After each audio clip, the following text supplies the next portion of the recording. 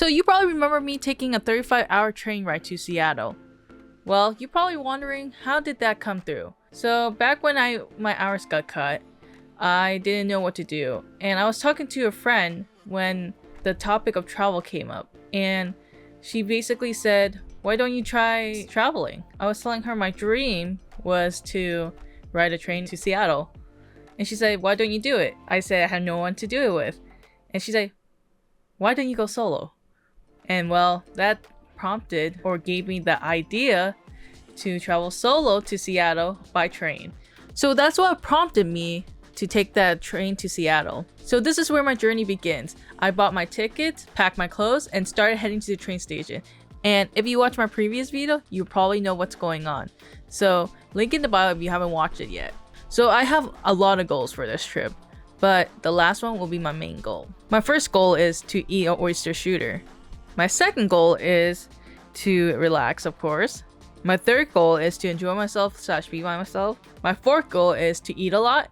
And my final goal is, well, this is a weird thing. So every day of my trip, I'll be trying to take a picture of myself. And it's not going to be for myself, of course.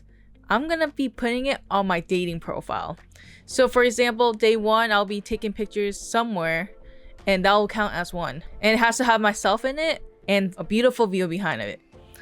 Or it could be silly. Who knows? So this will be my very first ever solo trip, which surprisingly, I wasn't that nervous for. Surprisingly, I was chillaxed, probably because I didn't have to plan an itinerary with anybody. So I'll be staying in Seattle for 4 to 5 days. The 5th day, honestly, is just me going to the airport and going home. So what's the itinerary for day 1? Well, of course, I have to eat a lot. Second, I'm going to be going to explore Pike's Place. Third, we're going to take a break from being big bags and going to the Museum of Illusions. Then lastly, of course, we're going to eat even more. Yeah, I ate a little bit too much on this trip. And for future references, I'm going to be needing Pepno. I can't say it. Apparently, I can't spell it either because I was searching it up and it's apparently spelled P-E-P. I've been spelling it P-E-P-N-O or something like that. You know, the pink medicine? Yeah, I'll be needing that. So the first part of my adventure, or my eating tour, is me some pastry, in which I got a pork and chive dumpling and also a green tea sesame ball. Absolutely delicious. I loved it. Probably because I'm Asian. But I also love the flavors. So the next stop was Beecher's, and I think that's how you pronounce it. I'm not too sure. But they're very popular for their mac and cheese, and I got to watch them make some cheese curds, which was pretty cool. I ate a few bites of that, and then I knew I was gonna get a stomach ache, so I stopped eating there and saved that for later. So the next thing I tried was apple cider vinegar. Sorry, not vinegar. Apple cider, just regular apple cider. I'm pretty sure I tried the interesting flavor one. I think I tried a peach apple cider, which was pretty good. Unpopular opinion, I like orange juice over apple juice. Yeah, but you know, it was still pretty good. It was warm and it was freaking freezing. Like I could see my breath. So it kind of warmed me up inside. That's what she said. After that, I actually started exploring Pike's Place, where I saw what I wanted this whole time. The oyster shooter. And by the way, this was around 10 a.m. or maybe 9:30 a.m. I'm not too sure. I'm pretty sure it was 10 a.m. And I bought an oyster shooter. Only I would order an oyster shooter at 10 a.m. But anyways, I tried it and it was everything I imagined it for. And it was delicious. I loved it. I got to keep a souvenir, shot glass, which was pretty fun. It was so delicious. They had like a tomato sauce in it, it was definitely a cocktail sauce for sure. And it was freaking delicious. I love raw oysters. So the clam chowder place for Pike's Place hasn't opened yet. So I decided to walk around a little bit more and I found a bookstore. This ostrich egg, which was pretty cool. I never seen an ostrich egg in my life. So that was pretty cool to look at. I passed by the Sorting Hat. So I took a picture at this Ferris wheel thing, and that will be my day 1 picture for my dating profile.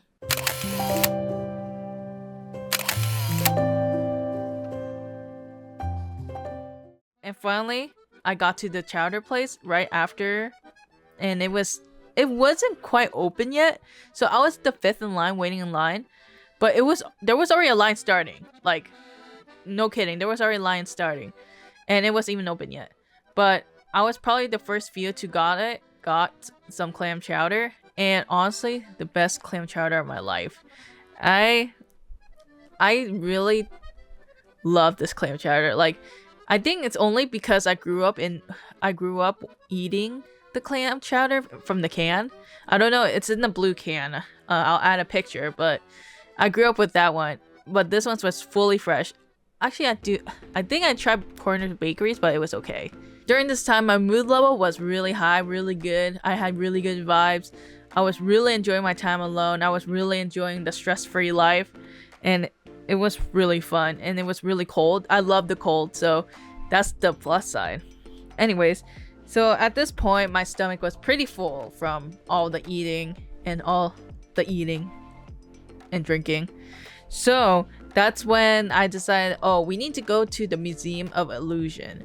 So the Museum of Illusion was only a 15-minute walk, but usually I hate 15 minutes walks. But at Seattle, I don't know if it's the air or it's just such a walkable city, but it was so easy to walk. Like, I think every day I walk like over 20,000 steps when I stay there. So I don't know if it's the air compared to LA. Compared to LA, it's like, it's so walkable. So finally, I made it to the Museum of Illusions, and honestly, it was so interesting. Like, the illusions were, I can't say it's crazy, but it's more like it blew my mind a bit. Even though it was $30 to get in, but it's okay. It's okay. It's a trip. It's a trip. I gotta treat myself, you know? So here's the montage of me in the Museum of Illusion.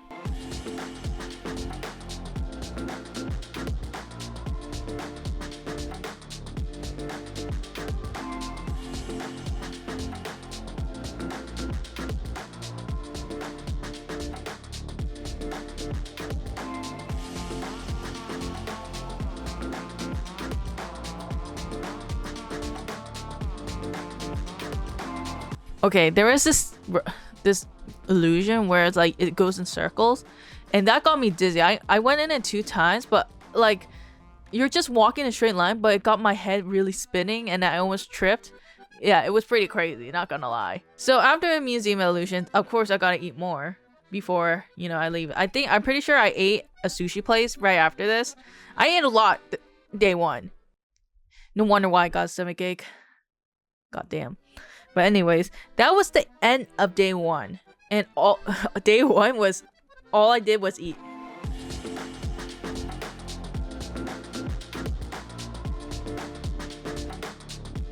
So you're probably wondering, what's the itinerary for day 2?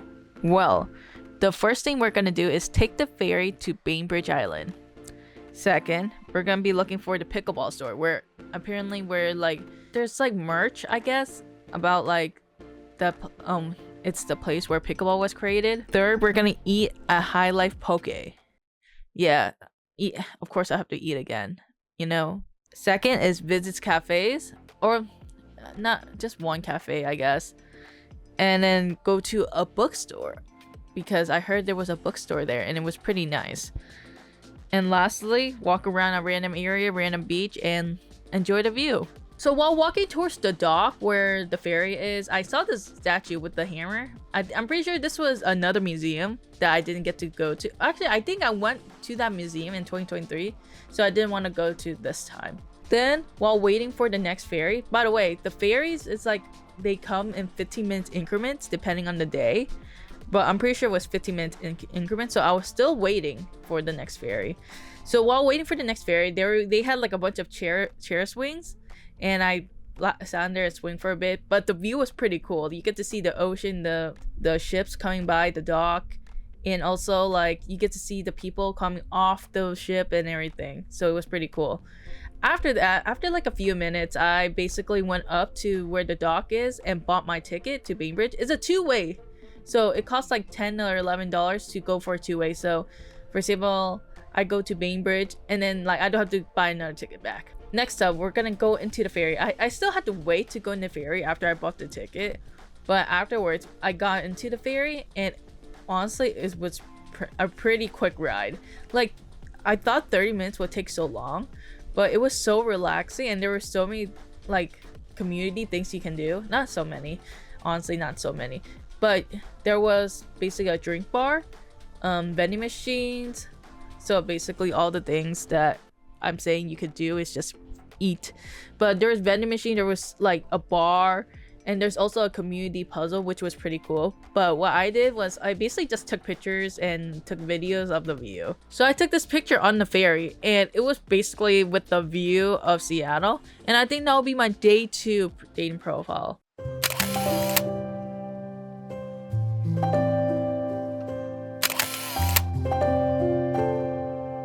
So the ride went by quickly because honestly the fresh air kind of helped, but I found myself like trying to talk to someone next to me but realizing that I'm alone. So anyways, so when I got to Bainbridge Island, the first thing I did was go to High Life Poke to eat. It was 11 a.m. and I got 1, 2, 3, 4, 5, 6, 7, 8, 9 flavor poke sampler, which was pretty interesting. Like I like the flavors, but it was fulfilling, and I think my tummy was really hurting at this point. So after High Life Poke, I walked towards the town, and I passed by the pickleball store where pickleball was created, and I went inside, and it was pretty cool. It was a pretty small store. I just couldn't believe pickleball was created here. So anyways, I stopped by Blackbird, which is, I think it's a cafe, got some hot chocolate and this thing called cheddar bialy. Bialy. Anyways, I hope I pronounced that right. So after getting the hot chocolate from Blackbird and the bialy, there was the bookstore like right across the street. So I visited that bookstore, and you know how the last video I was really bad at getting B-roll?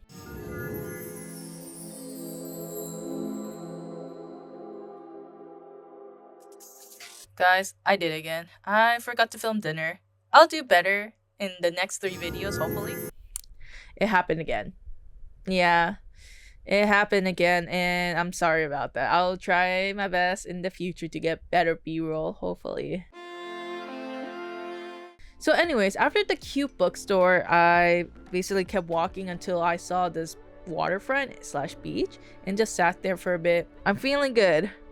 I'm feeling awfully good, but it's getting pretty lonely. But you know, the quietness actually helped me a bit.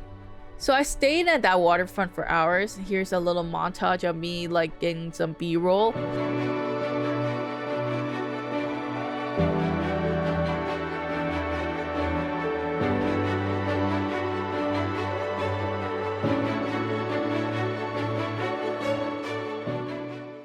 I stopped by a recreational center, which was pretty cool. They were having like a small thrift store. I did not get B-roll of that either. But I went back to the dock thing. So on the way back to my hostel, I stopped by Rachel's Ginger Beer, and it was pretty good. I liked it. I don't think ginger beer is my thing, for sure, but it was pretty good for what it was. I forgot to mention that I'm gonna show a mini tour of my hostel. So here it goes. Okay guys, I finally got the, I guess, dorm by myself. This is what I've been sleeping on for the last 5 days. Yeah, people go in and out. Like, I just realized I'm the only one staying here long term, but people been going in and out like the whole entire time. So I met like a few cool new people. Met someone who taught English around the world, and then she had that Irish accent, I believe. I met someone who's from Arizona. I met a few, like 2 people who was from Italy. It's been very interesting. Like, we have people going in and out all the time. And then I had someone who is staying here temporarily because their plumbing had gone. Well, let me show you the dorms. It's okay since nobody's in here, and plus nobody's staying at the moment. So for me, there are 1, 2, 3, 4, 5, 6, 7, 8 beds total. Actually, there is someone staying here, but they haven't set up their stuff. But here we go. They put me on the top bunk because, but it comes with a bag to put your stuff in, a light. Every dorm had it. Every bunk bed has it. Every bed has it, and then a plug right there. Yeah, this has been. It's nice that they have curtains though. But I've been staying here the last 5 days.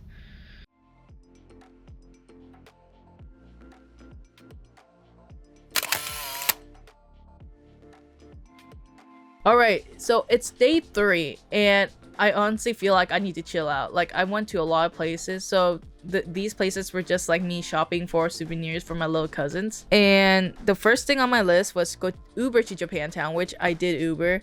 It was raining. It was a 9-minute ride, but totally okay.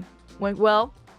Then the second place I need to go to is the sorry for the mispronunciation, but visit Kinokuniya bookstore, which was a Japanese bookstore and had like little like trinkets. I had a lot of books, definitely from Japan. And I bought myself this architecture book, the storefront one. Pretty cool. Anyways, and then the third one I went to was a market, like a grocery store called, sorry for my mispronunciation, but Wajimaya Market. And it basically had like little restaurants, and like I was just buying like, you know, like little souvenirs for my cousins because they do have this in California, but they don't have Chikawa. Like the main thing I was buying was Chikawa stuff for my cousins. And then the final thing is to walk around sightseeing, walk around Seattle, you know? A lot of walking this day. I took probably around 20,000 steps this day. After doing all that, I went sightseeing, which is the fourth thing I need to do. And I was just walking around, like Japantown, sightseeing. I saw these really cool, like, the gate. I believe it's a gate. Like the gate that you enter Japantown in, which was pretty cool. And then they have like a little park area as well. And then I searched it up and I found out there's a secret, like a small garden / waterfall. So I went to there, and that's where I took the photo for day 3.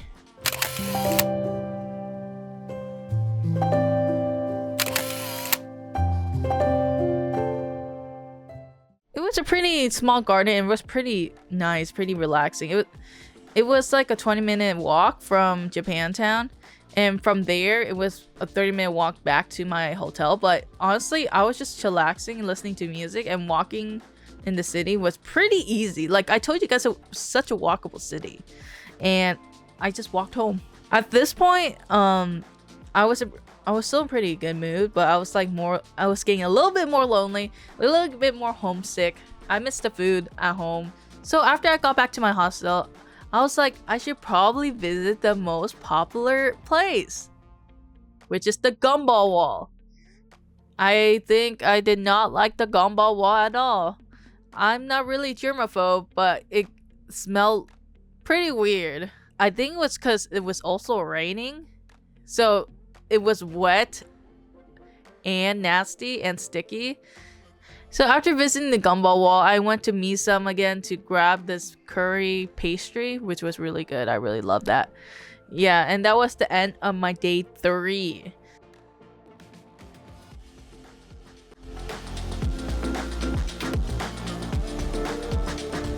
Anyways, let's move on.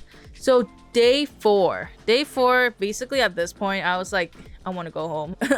I want to go home. My stomach is hurting. I miss Vietnamese food. I want to go home. Day 4 was basically me doing 2 things, which was going to the Pop Culture Museum and as well as visiting the Space Needle. And it was early morning, so I decided to walk to the Space Needle instead of like Ubering. And it was like a 15-minute walk from my hostel, maybe 20 minutes. And it was sprinkling. So I was kind of wet, but luckily I was just visiting the outside Space Needle, so I saw it, left, and then went to the Pop Culture Museum. And honestly, this was so worth my money. The Pop Culture Museum was so nice to visit. I think it was probably my most favorite thing, maybe because I like pop culture, but it was probably my most favorite like activity I did. Surprisingly, you thought eating was my favorite? No, it was the Pop Culture Museum. I probably spent like a total of 4 to 5 hours in this museum. That much, yeah. It was like half of my day. So the first section I visited basically was the video game section, and basically you could try out a bunch of video games, and there was this video game where you just like press random buttons and your characters brush your teeth. I had no idea what I was doing. I was just pressing random buttons, but there was a lot of like small games which you can like try out and have fun and play. Most of the games were 2 players, so then I couldn't play a lot of them unless I was like that. Yeah, it was getting lonely for sure. Anyway, so check out this guitar sculpture. It was pretty cool. It was probably, I had to write it down in my script because how cool it was, the guitar sculpture. Anyway, so the next stuff in the museum is like I got to see a bunch of superhero costumes. They had like little figures where like you can see like all the costumes. They also had like sections for each genre. So there was a sci-fi section, horror section. It was like a bunch of movie sections, and it was so cool. Like I got to see a bunch of costumes, a bunch of like what's it called, props that were in movies, which was really nice. I think what's cool to see the control room in Star Wars, which was pretty cool too. During the museum, I got to see one of my favorite superheroes. I would consider them a superhero, but it's Power Rangers / Super Sentai. It's like a helmet from Lost Galaxy / Gingaman. Fun fact, if you didn't know, so Power Rangers is actually an adaptation from a Japan show called Super Sentai, and Lost Galaxy is basically an adaptation of Super Sentai and Gingaman. So that's a fun fact. I love both. I grew up with both, and it was probably the coolest thing I saw there because I love Power Rangers / Super Sentai. So yeah, that was pretty cool. I took a picture with it, so that will be the picture that's going in my profile.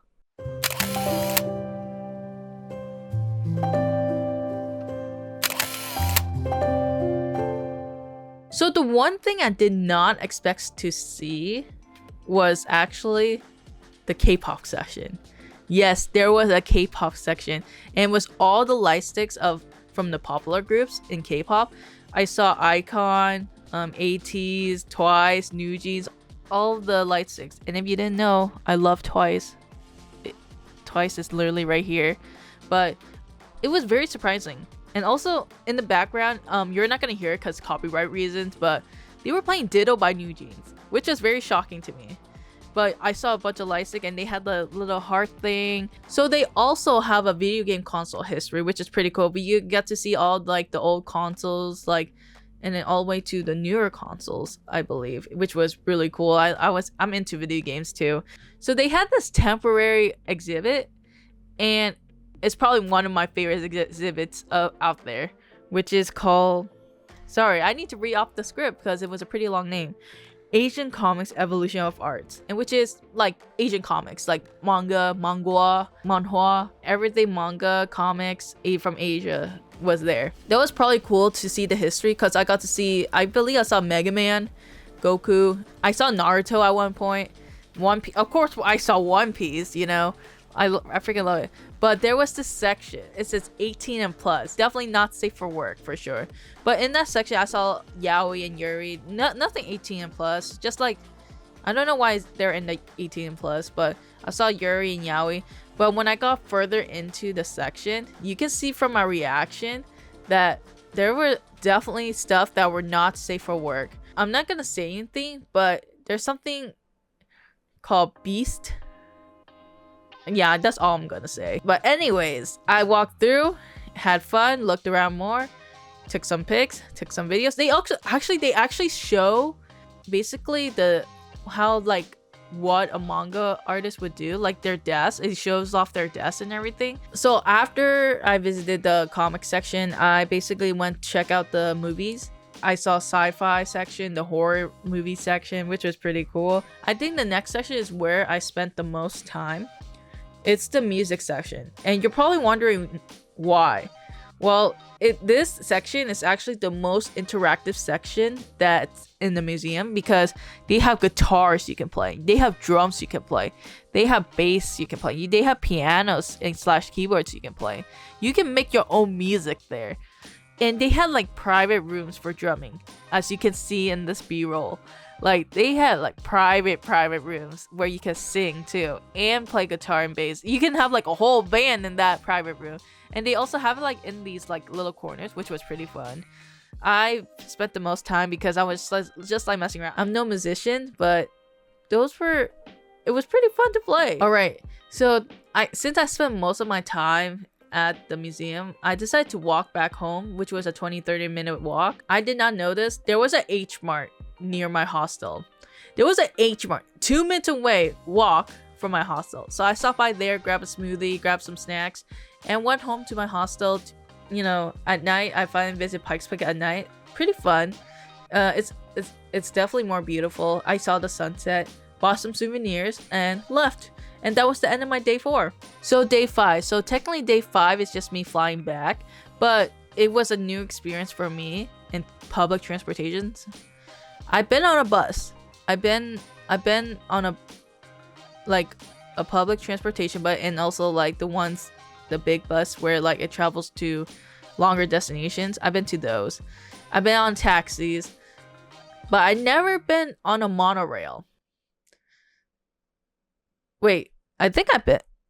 Oh, sorry guys. I never been on a monorail by myself. I've been on monorail with my club members back when I did go to Seattle with them, but I never been on monorail by myself. And this was my first time like trying to go by myself and learning how to go in directions. It was pretty easy. I'm not gonna lie. Like, it was pretty easy as long as you have Google, of course. And of course I had to ask for directions just in case, because my anxiety. Yeah. But I did make it to the airport. But my backpack was freaking heavy as heck because not only I have souvenirs, but I bought like a lot of beef jerky. So it was like a pounds of beef jerky. Luckily, I'm not going internationally or else I would have been fine. But it was a lot of beef jerky. I got to the airport and then I realized like, oh, finally, I get to go home. You know? Usually you don't say, oh, finally, you know, I get to go home from a vacation. But for me, it was more like I miss my friends and family at home. And also, it was a lot of walking. And I was doing most of it by myself. I found myself throughout the trip, like, turning to talk to someone. But, you know, there was no one there. And honestly, it was pretty worth it. I would do solo traveling, but not more than 3 days. For sure. The one thing I can't wait to do when I got home though was to tell everybody my adventures and that I made it alive, because going on a solo trip is probably the most uncomfortable I've been. I had to like step up for myself to go out and go by myself, book everything by myself. Like, this was my very first time planning my own trip, and it was, you know, it was definitely a learning experience. It was definitely worth it. After this vacation, I realized no place beats home, of course, but to make sure to do things out of your comfort zone so that you can try new things and live life, because life is too short to do things that you regret or not regret, you know? Try to live with no regrets. And if you regret, make sure you learn a lesson from it. Yeah, I think that's how you say it. I'm not really good with my words, but that's all I'm gonna say today. And that was my trip to Seattle, because nothing beats home.